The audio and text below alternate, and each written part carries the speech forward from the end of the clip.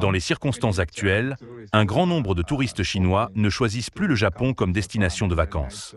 Cela cause des pertes importantes à l'industrie touristique japonaise. Le secteur automobile est également touché. Notre industrie occupait autrefois une position forte sur le marché chinois. Nous craignons que le Japon ne perde cet immense marché. Parallèlement, la Chine exporte des quantités importantes de matériels essentiels vers le Japon, ce qui ajoute à nos profondes inquiétudes. Si de telles relations sino-japonaises persistent pendant plus d'un an, même sans une perte totale de 2600 milliards de yens, la réduction des dépenses des touristes chinois dépasserait tout de même les 2000 milliards de yens.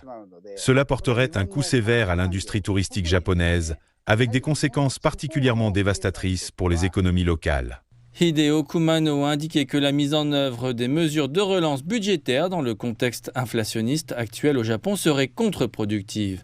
Comme l'augmentation des recettes fiscales ne peut combler l'écart avec les dépenses, le gouvernement japonais a dû recourir à l'émission supplémentaire d'obligations d'État comme mesure de gestion fiscale. Cela entraînera une hausse des taux d'intérêt à long terme, ce qui ralentira encore davantage l'économie japonaise. Par ailleurs, les déclarations de la première ministre japonaise sur Taïwan ont suscité des critiques de la part de personnalités de plusieurs pays. Selon elle, ces déclarations font peser de graves risques sur la sécurité de la région. Ces propos tenus par Sanae Takaichi sont extrêmement dangereux, car ils ne reflètent pas une politique de paix, mais une politique de guerre. Les gens doivent faire face à ce danger directement. Les crimes commis par le Japon lors des guerres passées sont liés à ses traditions militaristes. Si le militarisme refaisait surface, cela entraînerait une catastrophe immense pour toute la région.